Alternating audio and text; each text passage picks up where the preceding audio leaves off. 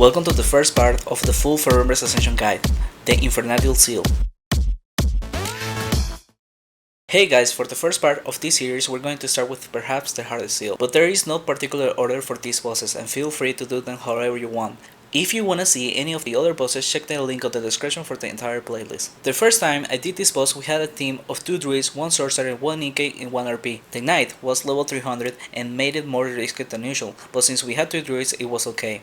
So even though it is possible to do pretty much all the bosses under level 300 as a Nikkei, I wouldn't recommend doing it unless you have 2 druids. But if your team only has 1 druid, you should wait until level 315 and if possible, come with a defensive brave on either Hellfires, Hellhounds or even Best Clothes. For supplies, mages should bring fire protection, avalanches, SDs, and energy bombs. For paladins, around 400 diamond arrows and then start making some spectral balls when the cooldown is up. For knights, the basic as usual. If you're a sword user with Winterplay, bring that for sure, and I heavily recommend bringing energy walls to control the pace of the run.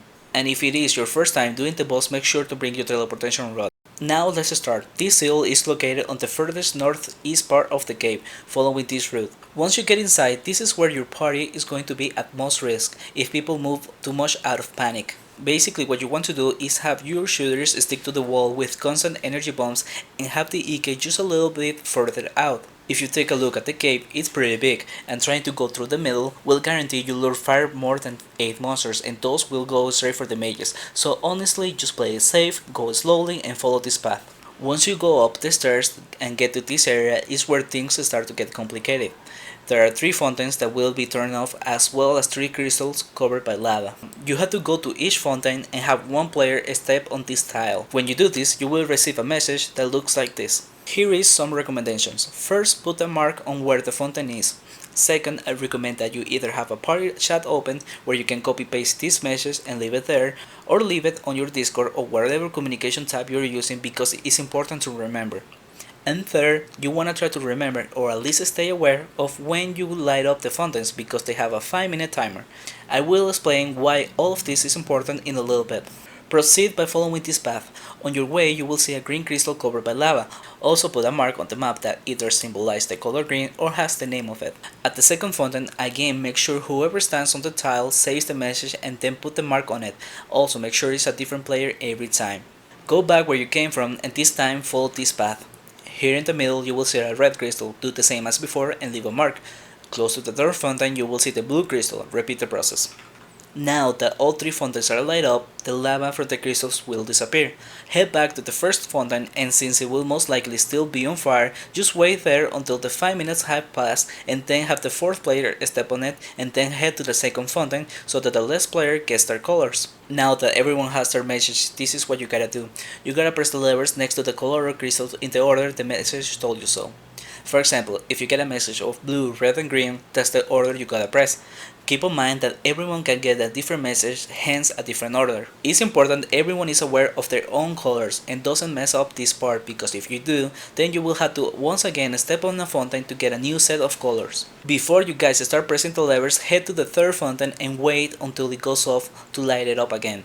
This is important to keep the lava off the levers before you start, and also because if all 3 fountains go off, you will get teleported out back to the previous floor.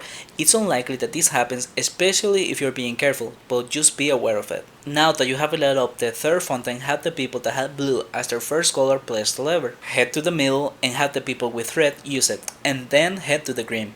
Before you move away from the green, check how much time there is for the first fountain to turn off and if it is within 2 minutes, head there and wait to light it up again. After that, head back to the middle for the people that need to do the red and blue as their last colors. Here's a couple things to keep in mind. First, the levers have a few seconds before the reset.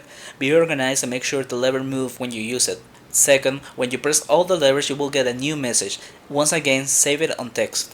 Third, like I said before, once one of the fountains goes off, the lava will come up again on the crystals. This can happen if you're going too slowly and it's pretty common. If your team is running low on supplies or is killing too slowly, I recommend to have the EK just run by himself to light up the fountain and come back.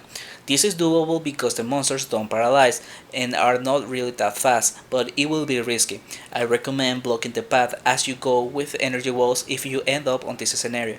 And lastly, if you press the lever in the wrong order, you will have to start over again by getting a new set of colors from a fountain. Leaving all of this inside, if your entire team is ready, then from the middle head to the southeast and you will see 3 levers with blood, grass, and ice behind them. With your last message that you got from completing all the levers, you will know which lever to press because it says either blood, ice, or grass, and that's the one you gotta use. Once you do it, you will get teleported to the lever room before the boss. With this, the hard part will be over and all there is left is the boss fight. At the start of the fight, there will be 5 Rage of Mazoran, which are basically a copy of a Hellfire Fighter. Use AoE them down with avalanches and then hit the boss with beams or SDs afterwards. Every now and then, the boss will yell, the ground begins to heat up rapidly. 3 seconds later, the floor will turn into lava and summons will appear. Do not move during this. Moving into lava will hurt you far more than the damage the monsters can do.